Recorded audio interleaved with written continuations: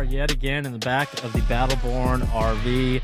Mr. Jacob Foutz, third-year Bassmaster Elite Series guy, and you're kind of a repeat offender because... Third or fourth?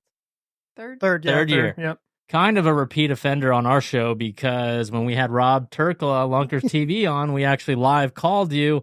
He gave you a little bit of advice. And at the time, just a couple months ago, you stirred up the fishing industry with a post you made. So we'll touch on that a little bit. But what do you think of the RV, dude? It's kind of a mess right now. Yeah, man, this is an awesome setup, man. I wish I had something like this out here, but yeah, really cool. Appreciate you guys having me on. Big space, big problems. I mean, just everything, man. It's awesome. Always something, though, right? So when we reached out to you just a couple days, or today, this morning, we're in a postponement right now, Lake Murray. When Trait asked you, hey, you want to hop on the Bilge Podcast? Were you like, heck yeah? Were you like, man, not another podcast? Oh, no, man. I enjoy doing these. I enjoy getting on here and talking about a little bit of everything. I like to stir the pot every once in a while. Yes, but, sir. Yeah, no, I'm looking forward to it. Nice. What do you got, Trait? Well, let's just start off. So Chris made a post today. The question that got brought up the most was, do you regret making that video? And so you made a video that basically you poured your heart out. You said, look, the finances in fishing aren't what I thought it would be. I'm struggling. I'm trying to figure it out, but it's definitely not what my whole life I expected when I made the elites. And you got some great comments, and then you got a lot of hate on it. Do you regret that video? Heck no. I think, honestly, for me, I think that was probably the best thing I've ever done. Like you said, I saw the best in people, and I also saw the worst in people. I got all sides. When I made the video, I didn't think it was going to be turned into a big drama filled thing. And this was at the end of last year, which is your second season. Yeah, probably about November. Yep. Yeah, towards it. Yeah. Yeah, about sponsor time when it really gets tough. Yeah. Yeah, and I guess I was just frustrated, and I was starting to see the writing on the wall. I'm like, I mean, I don't know if I'm going to be able to do this. I'm just going to put it out here. I got to do something. It's not something I do. It's not me. I don't like drama, but also at the same time, if someone asks me, I'm going to tell you how I feel. Yeah. But no, I don't regret it a bit. I honestly think it was a good thing for me. I feel like it almost set me free a little bit. Like I kind of quit worrying about it. It's a good way to put it. Put it out there for, this is me. This is who I am. These are my thoughts. And did you, prior to posting that, I mean, because, dude, you threw it out there. Like, you threw it out there. Most anglers, I would say 50% plus, 60% of these anglers are too proud to talk about one more than like that. Yeah, 85, 80%, 90% are too proud to either put their finances out there or say, oh, I'm finally made it, but I'm struggling, dude. Like, absolutely struggling. And what's funny is 80% of them are, right. And you know that. Did you consult anyone prior to posting that? Parents, family, brother, sister? Mainly just my girlfriend. Yeah, good. I was on the fence about it. I went back and forth with posting it because I had a feeling what it could possibly turn into. I knew some of the stuff I said would probably ruffle some feathers. But at the end of the day, I felt like it was the right move for me. I feel like it was, but... So when like you post a video, and you're still doing the YouTube stuff, right? Yeah, good. So whenever you post a video and you're like, oh, I feel great about this video, then you go down and read the comments. Like that initial video you posted, what negative comment is like forever burned in your brain? Like you got to have that one because that happens. What kept coming up? The repetitive one is that I was just complaining I didn't want to work hard. I just want everything handed to me. Like, buddy, I didn't get here by being lazy and not working hard. I've literally dedicated my whole life to getting to this point, and to get to that point and realize, hey, if I don't do something, I'm not going to be able to get to do this for very long. Yeah. Do you see some of the rookies that are coming up now kind of in that same mode where it's just like, and let me just tell you, like, I talked to one of the rookies. I like this kid a lot. We haven't had him on the pod yet. I've been talking to him a lot lately, but dude, he calls me the other day and he's just like, dude, like, is this how it is? Like, is this it? Like all the bickering, the bitching. And then like, he didn't talk about the financial stuff, but just like the way professional bass fishing is. I'm like, bro, welcome to the elites. I mean, this is it. This is absolutely it. Yeah, I feel like for a lot of the first year guys are just happy to be here, kind of during the headlights thing. And wait till year 2. As you get a couple of years in, or get a couple events in, you start seeing how everything works and how everything goes on, and you're kind of like, man, this is not what I thought it was. But don't get me wrong, it's still the greatest job in the world. Heck but yeah. It's not not what you think it is. There were some people who have pretty decent followings who kind of spoke out against you and kind of threw some jabs and mocked you. I was looking at AOY today, and you're kind of whooping their rear. Does that feel good? Do you think about that? Heck yeah, it does. Where are you at right now in AOY? I think I'm 7th. I'm pretty sure. Yep. I'm not. I'm just fishing good right now, so I'm not paying much time. I'm just having a lot of fun out there. But it definitely feels good when you look at the tournament at the end of the event and AOY, and you're like, okay, these guys that were talking shit now, awful quiet, a lot of crickets right now, but still a lot of seasons, so I won't say too much yet. Dude, I just want to call you like the leader of all like the really soft-spoken guys, the real chill guys. You're like the forefront man, the guy in the forefront. You're the front man. I'm a quiet guy, but also if someone asks me what I think, I'm gonna tell you what I think, regardless of how I think it makes you feel or whether you're gonna like it or not. I feel like he's like my oldest brother, Larry. Like, he seems chill, but there's like a boundary, and when you hit that boundary, then let her rip. Then it comes. I call it how I see it. So going back to the video that sparked the whole community, what kind of backlash did you see? Forget about the comments, but okay, so let's talk about like the existing sponsors at the time. What kind of backlash did you see there? Were there, if I was a company and I saw that video and what do you do? Do I call you up and say, man, what the hell? We're not taking care of you enough? Or, like what kind of backlash did you have there? Did you have some people dump you or? Yeah, no, I had a handful of sponsors call me and say, we're not going to work with you going forward, which is fine. Yeah. The only thing I regret about the video is that I didn't reach out to these companies before I did it out, just to get their opinion. Okay. I probably still would have put it out regardless of what it was, but giving them a heads up. Giving them a heads up it was coming out, but at the same time, a lot of the companies I work with were like, "Hey, that's great. Yeah, we're supporters. We know how it is. Yeah, props to you." Yeah, you talk about not informing those sponsors prior to the video, but just think about this moving forward. Now companies know exactly what they're getting into. There it is right there. Like, that's him. Do you think the people who dropped you or whoever dropped you were like embarrassed because they kind of got outed because they weren't helping you enough? Yeah, and I guess that's why, I didn't want to make it seem like they weren't helping me enough, because I'm incredibly appreciative to all the companies that were helping me how they could. I do understand how that part of the business works. Company, they'll do what they can. Oh, it's what we call the industry standard, bro. Right. That's the industry standard right there. Oh, you're a Lead Series Bass, pro. Awesome. Here's 10 rods and whatever, $500 allotment in lures. Like, that's like the industry standard. So, I mean, I'd be pissed too if I was outed on the industry standard like that. So you've gotten through that. How has it changed this year? I was looking, you've made $60,000 already. So that means you've paid for your entry fees, and then you've got $10,000 in expenses you've covered. And you're fishing great. Has your phone been ringing? No, I haven't gotten a phone call yet. Still not how it works. I don't expect it to until I got to keep catching them. I think maybe if I keep catching them, it might change here towards the end of the year. But I'm not really going to hold my breath and hope and wait. Have you found a boat deal yet? No. Have you tried at all? I haven't tried yet. No. When do you plan to try? Because pretty soon. I feel like it's probably that's the one thing I've always just kind of waited towards the end of the season. I don't know if that's the right move or not, or is it as early as possible? Or so summer. Budgets usually, summer. ICAST, they'll start finalizing their budgets by ICAST. Honestly, start chirping summer. Yeah. You should start picking up that phone. This is a good time. You're fishing good. You're doing your social media stuff. You put yourself out there. I know that people are taking notice, because I had a text today after the post on Chris's page that said, find out if he's got a boat deal yet. And it was from a boat company.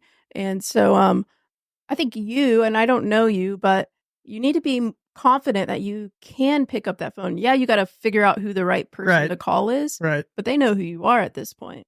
That's always been a problem of mine, because for me, I've always hated to reach out and ask for things. Like I want to earn it. I want it to come to me. And I always feel like I've always felt like just reaching out. That's just me. It's always weird. It's just a new thing. Absolutely. It's weird. Who I am. You're a hard worker. Am. That's why you do everything with your hands. Your old man was probably like that. Yeah, and I've always earned what I've gotten. Yep. And it's hard to ask, but you still got to put gas in that boat. Right. So you kind of, it's almost like a pride thing. You got to get over it because that's the only way to really make it in this industry, unfortunately. Yeah, no, I've learned that here rather quickly here in the last few months. I do have a question. What was your motivation behind the GoFundMe thing?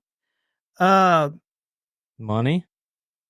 Yeah, it was I was having a conversation with a friend, and he's like, it's kind of BS that the only way for fans to support you is to work through the companies that sponsor you. And he's like, well, why don't you give them an option to where they can support you directly instead of doing it? I'm like, at first I'm like, I know what's going to happen when I put this out there. I'm just going to be called a beggar. Right. I knew exactly what was coming from the comment section, but I'm like, just do it and see what happens. Right. It's something new. And did it work out? Yeah, it worked out a little better than I thought it was going to. Cool. Maybe it led to good decisions and a 7th AOI standing as it speaks right now. The only thing I didn't like about that is that whenever you do a GoFundMe, there's no real deliverables attached to it. So it's like kind of in the same ballpark, Right. Like, and I have thought about that. And the only thing I can figure what I'm going to do, I've given away some guide trips to the people that have awesome. Have you donated? Yeah. And then here at the end of the year, I think for every $1,000 donated to me, I'm going to give back $500 for every 1,000. Oh, wow. Probably to a charity. Yeah. At the end of the year. Yeah. That's a lot. And what I'll probably do for the fans of support, I'll probably end up, honestly, if I have a good year, I'll probably donate it all back to a good cause, whether it be putting on some kind of kids fishing tournament or just for something. I really enjoy the high school and college fishing because that's where I got my start, and I enjoy giving back to those kids. So if I can figure out a way to do something that way, that's probably what. Now you're talking like a veteran, and with that, I want to ask you a veteran question. Okay, so 2 years into it, you realize, oh shit, this isn't what I thought it was. What would it take for this professional bass fishing environment to be what you thought it would be? Does that make sense? Yeah, no. What would it take? It's a big question, I know. Yeah, I think there's a lot to that. I think there's a lot of things that need to change. I think the biggest thing would be to try to find a way to either, one, get rid of entry fees or make it to where all of us have a guaranteed paycheck. Yep. I think that would be the best way to start. That would definitely make it a whole lot easier for all of us if we didn't have to put out all this money up front and knew that you're going to get some kind of return. Yep. And what would that take? Okay, let's put the blocks all together here. So that would take like huge sponsorship, right? On the outside, in most cases outside of the industry, those companies sponsoring Bass. But if I'm, Bass's sales department, what do I go to those companies with? You know what I mean? Like, oh, hey, I got Jacob Foutz, or I got Chris Zaldain over here. I got Matt Airy and Scott Martin, all these guys over here. And they're just like, who? What? Yeah. So how does it? There's like a lot of moving parts to that. And this is a conversation we have all the time. How? See, that's where it's hard for me to say because I'm not educated enough to know how much money is actually in the industry and if that's even a feasible option. Because you look at all the other professional sports and they do it no problem. Their players are paid, and so it's hard for me to say because I don't know. So, and that's a message we hit on this show a lot. It's a lot of it's to not save, but to inform, the guy you were 3 years ago, inform them that, hey, dude, this ain't what you think it is. And everyone says it, right? Swindle sat in that chair. Greg Hackney sat in that chair. KVD sat in that chair and pretty much said all the same things. But, a lot of times it just goes right over their head. And until you get 2 years into it, like, you do not understand really the demand of what this sport is and the little return you get back from that demand. And it's, I see comments are like, well, why don't you guys just all get together and make a stand against it? Well, I'm like, well, we can't do that because I feel like at the end of the day, we'll just get replaced just like that because there's 100 more willing guys that will sign up. Well, look what happened. No, there's like 160. How many are in the opens right now? Well, 60 guys left in 2019 and they were replaced just as quick as they left. Yeah. So it's not like, it's not a feasible option there. As a rookie, well, you're in your third year now, but starting out as a rookie, what were some of the things that you wish for the rookies coming up could be changed outside of the money side? I wish they had. I wish something B.A.S.S would do would put on some kind of, I guess, an event for the rookies to attend to where, hey, this is what you can expect up front. Little workshop or something. Yeah, just something to give them a realistic expectation of what it is. Because you come in and you're just all giddy and happy to be here and can't wait to get started. And then you get a couple tournaments in and you're like, especially if you have a poor start, you're like, oh, yeah, this ain't good. Yeah, reality unless quick. Mommy and Daddy are unless your family's independently wealthy. Or, and that's not you. That is not me. That wasn't me either. I called home for money a couple times, but they ain't loaded. Don't get me wrong. My family's always done everything to help me and how they can, but at the end of the day, they're not going to foot the bill for me. How much money did you start the year with sponsorship wise? Can you say? Yeah, I just put a video out on YouTube. I got up to 25,500. 25 grand? Yeah. That's not Which bad. is a huge difference for me. Yeah. What was it? Dude. What was it the year before? Last year, I had zero. Yeah. Zero. Yeah. So from 0 to 25 grand. I got $2,000 my rookie year, $0 last year, and then. So putting yourself out there, being a little vulnerable, got you 25 grand pretty much. Yep. That's awesome. Helping you fish better, right? I mean, shit. I mean, dude, last year I could only imagine how tough it was for because my sophomore season was tough as well.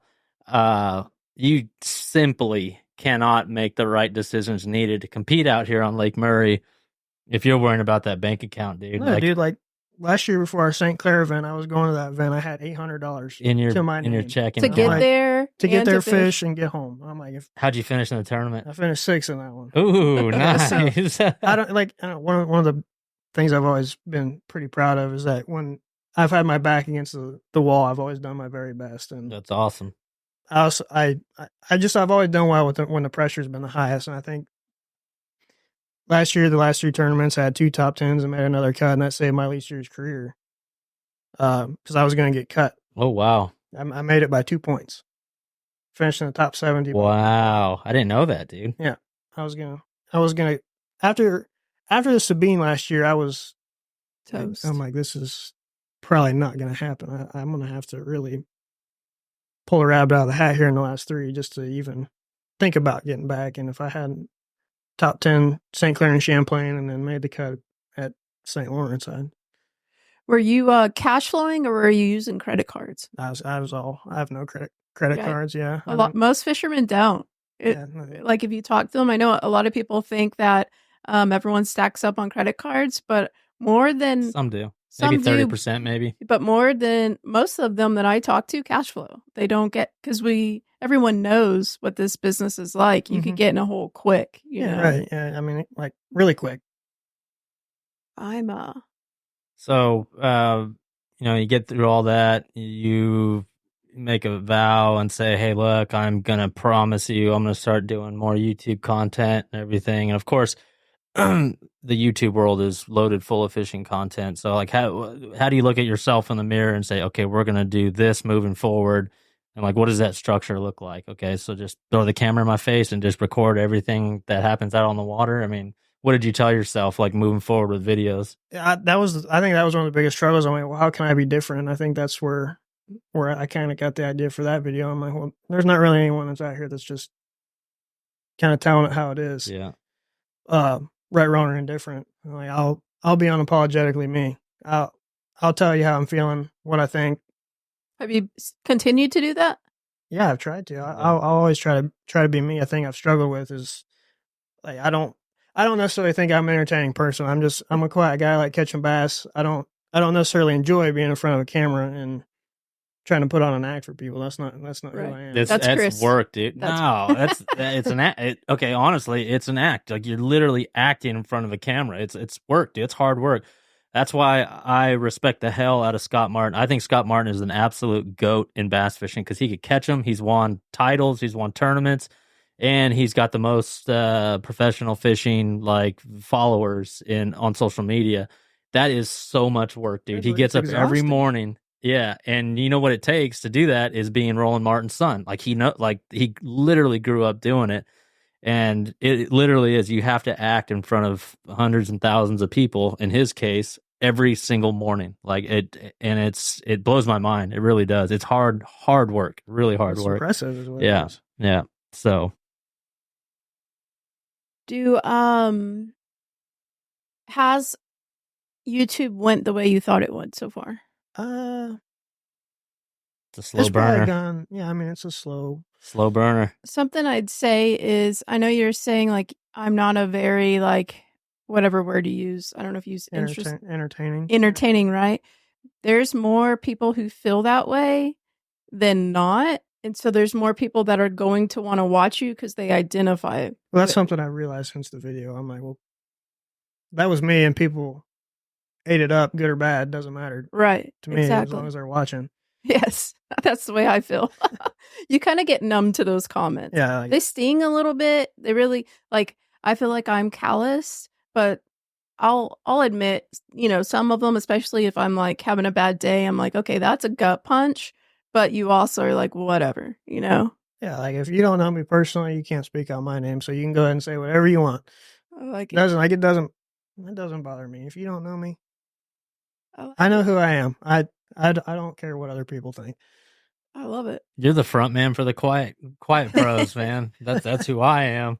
I'm quiet. I'll be the spokesman for the quiet guys out here. Yeah, can't talk shit on me. That's right. That's awesome. I just like catching bass. Who do you room with? I room with Cole Sands. Yeah, me and Cole actually went to high school and college together. Oh wow! So see, he's a quiet guy too, man. He's like, he's a giant. Yes, he's a big guy. Yeah. He's like 6'4", I think. Holy cow!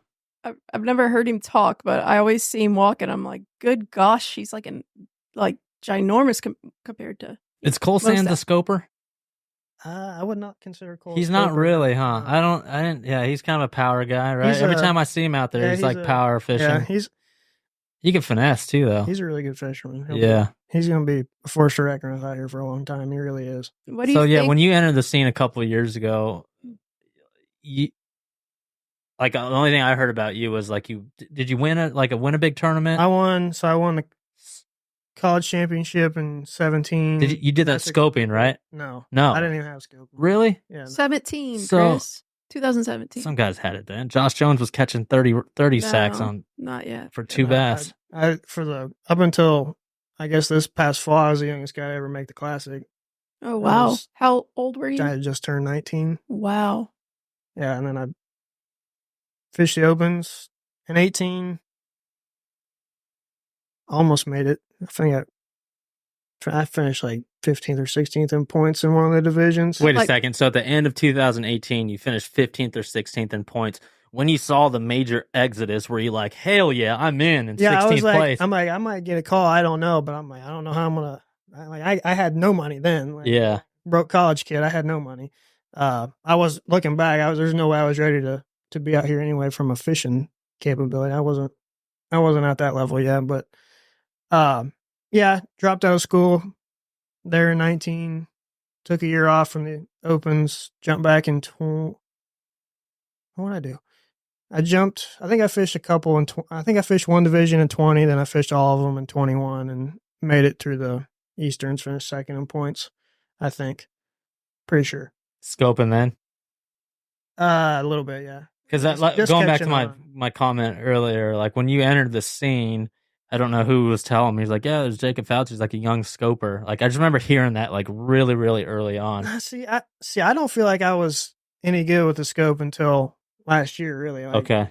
Do you see that term scoper as derogatory? Because some people are like, stop saying that. At this level, no. No. All these guys are good. They can catch them anywhere they want to. Right. it's just I personally I think scoping is the best thing since sliced bread. I enjoy the heck out of it. I just enjoy the. So let's go there. Hold on. Your chair right there that Bill Lowen was in 2 nights ago, there's still some scope hate on there. Yeah, let me I know. brush it off. I could say. So there's a lot of heat about LiveScope right now. So I'd love to hear your take on it because you said you love it. It's no secret. Guys are trying to get it banned heavily. They're writing letters. Yeah. What's your take on that? I think it's a shame because, for me growing up, all I've heard from these guys growing up is, adapt and evolve. Well, we're in a new age of bass fishing now, whether you like it or not. So either adapt or you're going to get left behind. That's the way I see it. Right. Yeah. You don't necessarily have to have it to compete. We've seen it in the last several tournaments. You don't. There's some fishers it's going to dominate. That's just the way it's going to be. But it's not everywhere. You can still compete without it. Do you think you could compete on the elites without LiveScope on your boat? Yeah, I did it basically the last 2 years. That's awesome. Yeah. Are there guys on tour that you think cannot survive without LiveScope? Yeah, there's probably some. Yeah. And I feel like you'll probably see a little more of it as the years go on, which is I don't think is the best thing. Right. But also at the same time, the technology's here. I don't feel like you can get rid of it because unfortunately there's going to be something that I shouldn't say unfortunately. There's going to be something comes around eventually that is better than what we have now. And so are we just going to ban everything from here on out? Sure. Well, let's all go back to iPhone 3s. Yeah. I mean, it's You can't stop evolution. Do you so Lowen's take was the effect on like migratory patterns. Do you hunt at all? Yeah. Do you see that like from a conservation issue of fish changing the way they move because that's kind of their off limits spot when guys are out there in the abyss, chasing roamers? I don't think that for a second. I think those fish have always been there. We've just never been able to really target them effectively until now. I don't think it's going to change anything. I think his point was if we start targeting them, then they will change. I think we give them way too much credit. They're bass, man. Their brains are this big. They're made to do 2 things basically. That's spawn and eat. Mm-hmm. Right. That's all they do. Right. If they're not spawning, 3 things. Yeah, it's the rules of nature. I think I said it on this show before. Find a mate, find something to eat, and don't be eaten. Those are the 3 rules right there. Yeah, like so. I don't. Well, they maybe. I mean, I've seen it at home where pressure will maybe fish and form a lot will make them move off a certain place, but they'll be back eventually. Right. So what about the other issue that came up with Bill Lowen is fish getting hooked outside of the mouth and forward-facing sonar. Do you think that's an issue? I don't think guys are intentionally snagging them. Right. I don't. I've heard that, and I'm like, I don't. It's hard to do. It's really hard to do. It's. Yeah. I don't. It can be done. I think it can be done. I think it can be Super done, shallow. but it's not. I mean, I don't know.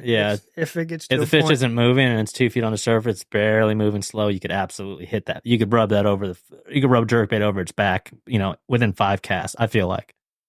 But I also feel like at some point, if the guys are really doing that, that'd be pretty obvious. Yeah, it'll show for sure. Yeah, for sure. I think at that point we have a problem. But I personally haven't seen any of it going on. I just think guys are finding something to bitch about and running with it. Do you think that everyone's saying they're going to limit how many transducers? Do you think it will matter as long as everyone has one LiveScope? That's all they need. Yeah, I have no. I'm personally for a limit myself. I think the setups these guys are getting a little bit outrageous. So it's unnecessary. You need one transducer. Yeah. Dude. I've got no issue with that. Yeah, let me just tell you right now, if they restrict it to one transducer, it will not hurt the hardcore scopers. I'm telling you right now, because you only catch them off that forward-facing transducer. That's all. That's when you're actually catching them. This other fluff, like side imaging, this, that, and the other perspective, that's starting to show a little bit more. But one transducer is all a scoper needs. Yep. So what would your limit be, though? Probably 2. You can run one forward, and if you want to run one in perspective, you can. Mm-hmm. What about unit-wise? Screens? I would say no more than 5. 2 at the back, 3 at the front. So you're for 3 at the front? Yeah. You don't need any more than... I'd be fine with 2, personally. I could get away with 2, but Yeah. It's a lot nicer to have 3. You run the big boy, don't you? The battleship or whatever they call that thing. Yeah, I got the big one. So does that count as 1 or 3? I guess 2.5. They were talking about restricting it by inches, diagonal inches or whatever. I don't know. I won't make a difference really to me. Yeah. It's all the same. Same stuff shows up on the screen. Yeah. It's just nicer when it's 22 inches instead of 12. After your video came out, did anyone that you looked up to call you? Reach out? Let me think about that. Or even up till now, has anyone reached out? Yeah, I've had several other anglers reach out. Obviously, you guys reached out. Quite a few other guys reached out.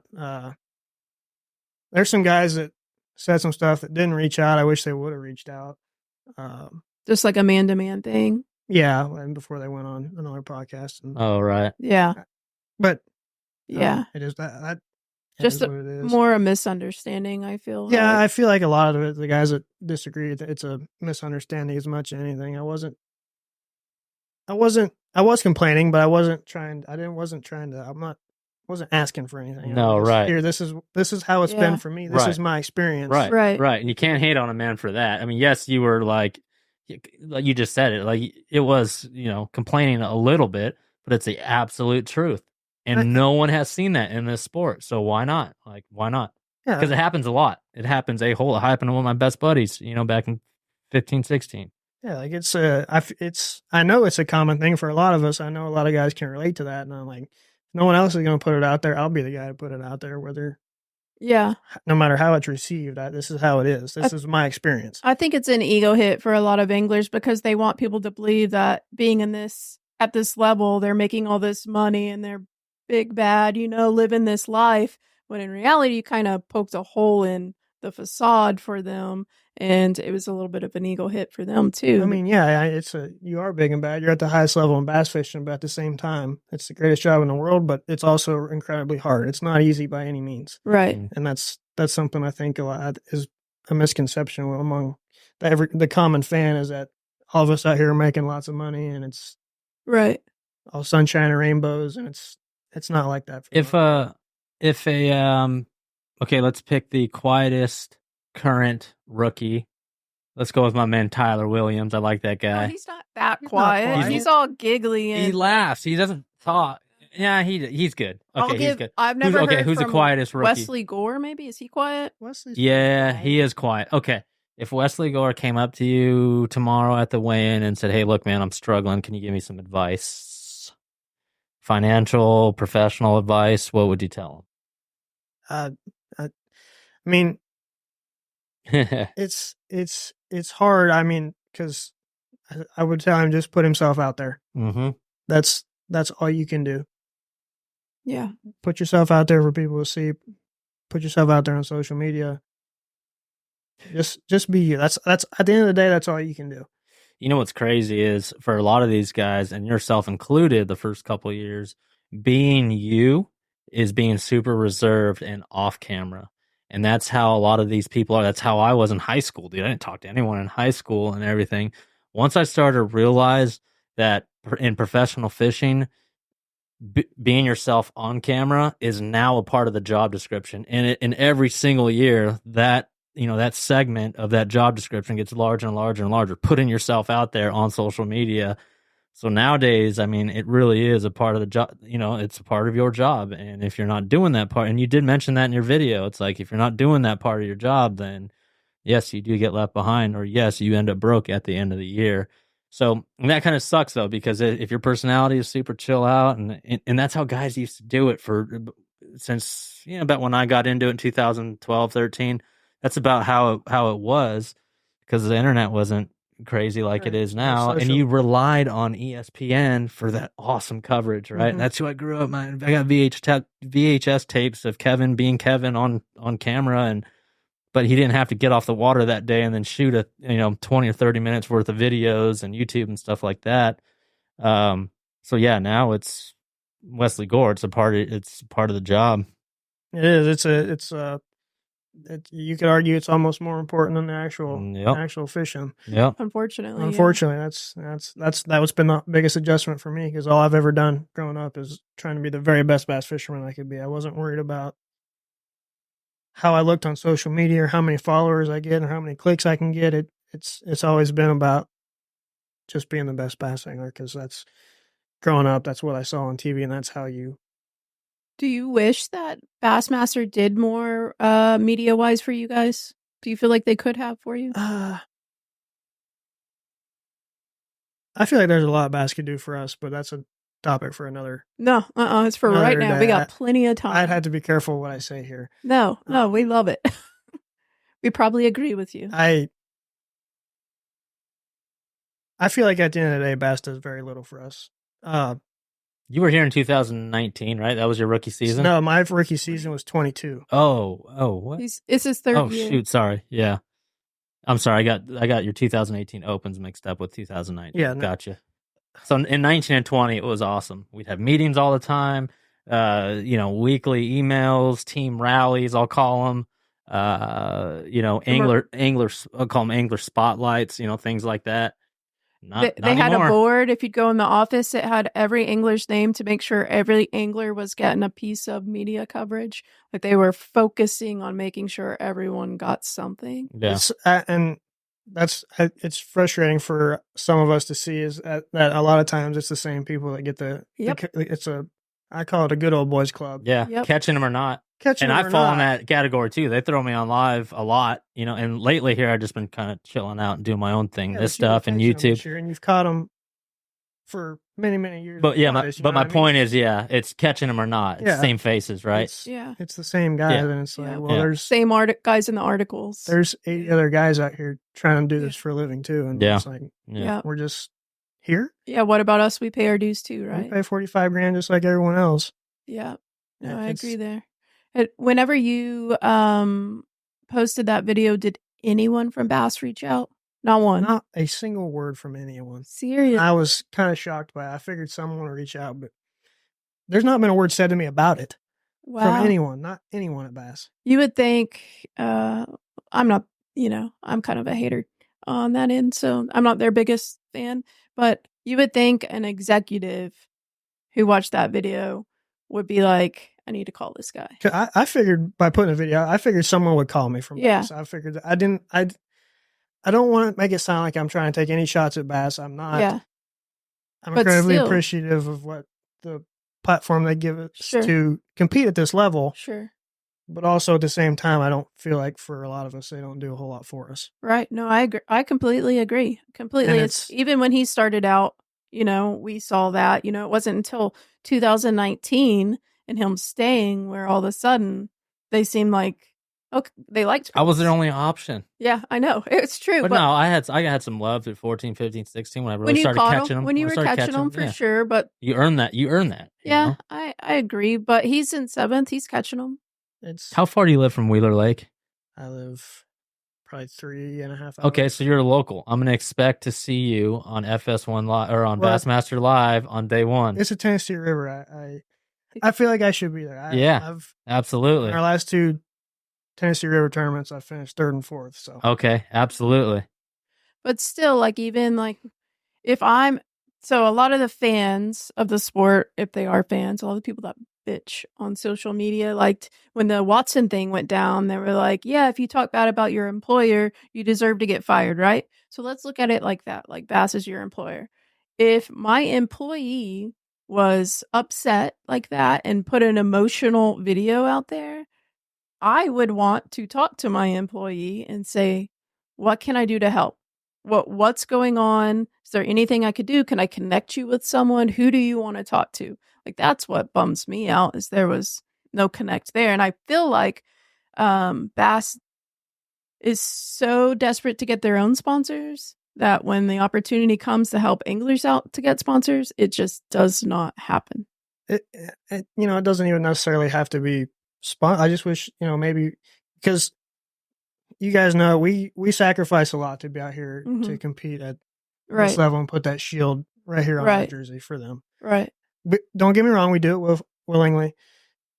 But I just wish they would do more and help us out along the way. Like, I don't give us some kind of benefits or some kind of insurance or I agree something there. Like a revenue share. Something. Give us something. It's because you could have a bad year, and that's Because your house, most people out here have family to support. Yeah. For the morale of the team, even, I've always, for the last 5 years, said they need to be putting cameras in every boat. It's like little POV cameras where people can select who they want to watch, and then you get data. But also what that opens up is the ability to have a revenue stream with the anglers. And I have texted Chase numerous times in the past, like, there needs to be some sort of shared revenue stream with all of the anglers. Like, that needs to be figured out. We're in 2024. Like, we need to figure out something that the anglers have a piece of. And I feel for all of you there and agree completely. I don't think what you're saying, if the people watching this from B.A.S.S were watching it, that they could deny, Like, I think deep down they know. Oh, yeah, they can't deny it because that's the way it is. Right, yeah.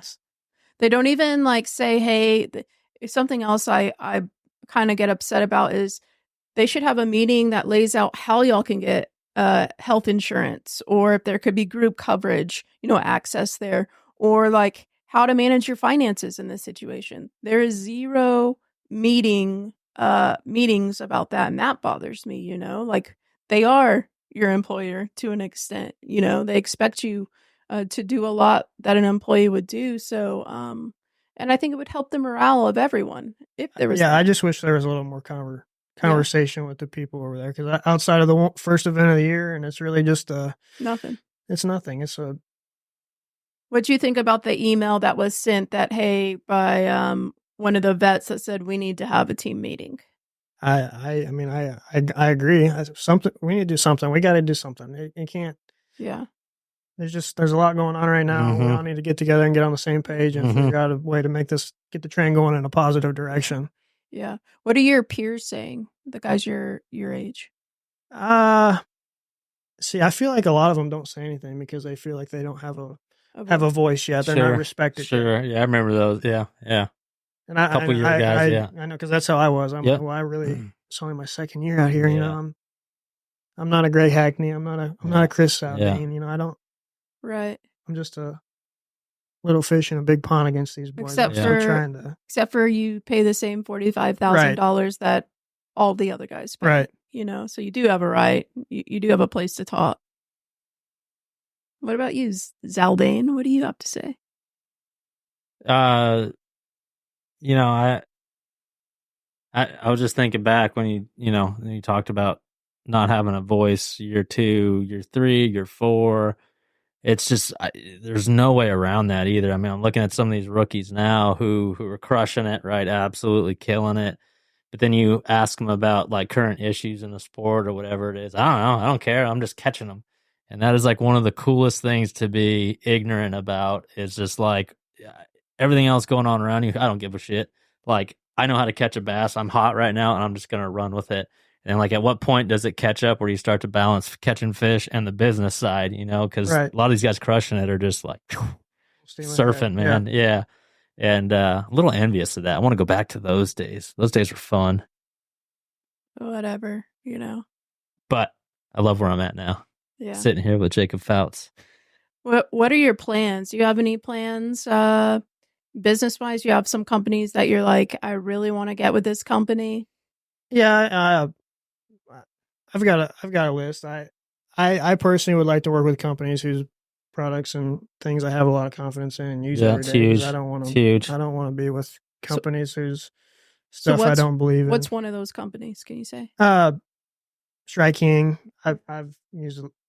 Use a lot of their stuff. I was with them for a couple of years. Yeah. They're from your area too. So. I'd like to be back. I don't know, man. I get it. There's a lot going on. It's there's a lot of good stuff out there. So you try not to. Are you gonna go to ICAST? Yeah. Have you been to ICAST before? I went my rookie year. Yeah. Are you? Here's some advice. You should be sending emails right now so that you do get to meet those people. Do you go out at night? Are you that type of guy, or are you super quiet? Typically, no. I'm not much of a night guy. I don't get involved in the nightlife. ICAST is weird because you were talking about a good old boys club, and it kind of turns into that, wouldn't you say, Chris? Like, yeah, I'll say this about ICAST. let's take Strike King, for example, a little prospect, right? Sponsor prospect. Don't hint or ask for any type of sponsorship or deal. When you cross into that little square carpet space, as soon as you cross over, don't even talk about any of that. Let your presence be known.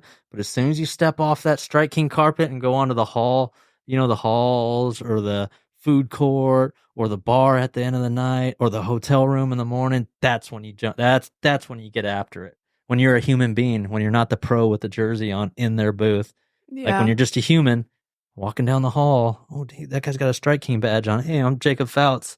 What do you do for Strike King? Oh, you're the president. Oh, how you doing, man? I'm actually, I'm having a great year, and I'm looking for a sponsorship, and I'd love to help you out wherever I can. I think you're wrong. Not like that, huh? No, you're completely wrong. Whoa, totally. Whoa. I help you with most of your deals. I know you do. Yeah. So don't listen to your him. expertise, Trait? So that's plan A. No, that's plan B. This is plan A. Just to go and make sure they know your name, shake their hands. Outside of it, though, you probably got to kind of come out of your bubble, and like hang around at least the hotel bar. You don't have to drink or anything, but they're going to be around it, especially those main 3 hotels that connect. Just go and shake their hand and just have normal conversations with them because they'll remember you. You'll hit it off about something, and then they'll end up giving you their card. And then after the fact, you reach out. You send an email the next week and be like, "Hi, I enjoyed meeting you. If you guys have something open, I'd love to set up a call." That's the move. And that's it. That's plan A. You do not talk business at ICAST. Don't listen to him. He's got someone who helps him. I was on the right track. No, and then you it were fell terribly apart. off. It fell apart. That was like the worst advice Come ever. on, the carpet analogy? No. That's the square No. you do not talk business in. You don't talk business in Orlando, period. Yeah.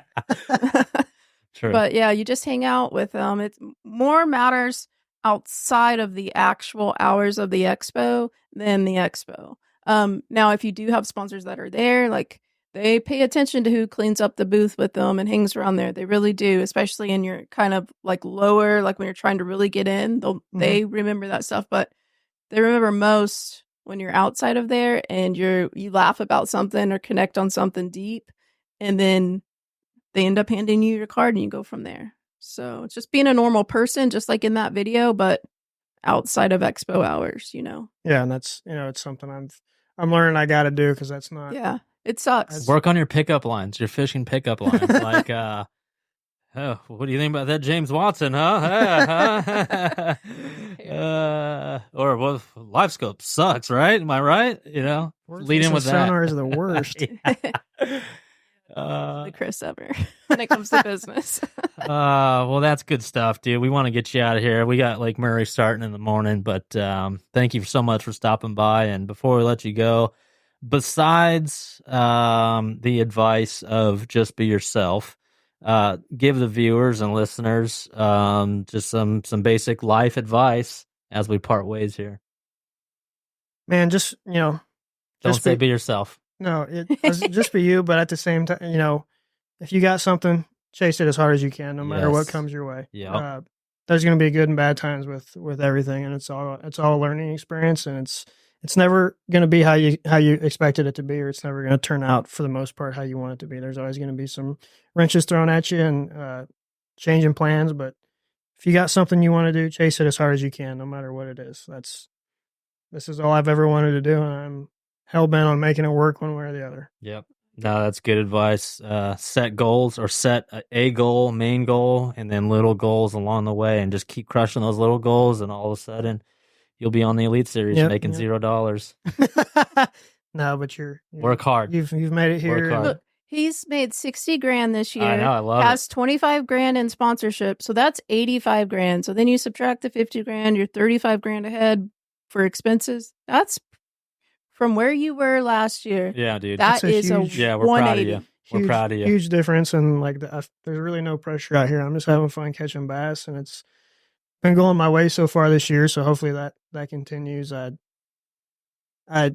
just want to get through the next 3 and maintain where I'm at, because I feel like I'm a smallmouth snatcher from way back. Nice, good. I like my chances with an AOY if I still have a shot going into those last 2. Awesome. Well, we'll be looking out for you on Lake Murray here this week, and also at Wheeler. You're going to be dangerous there. We know it. So, Jacob, Appreciate you coming on, brother. Can't wait to have you on next time, where you're going to double, triple your income the next time we have you on. Jacob Foutz, thank you very much. Yeah, man, appreciate it. Thanks, Jacob.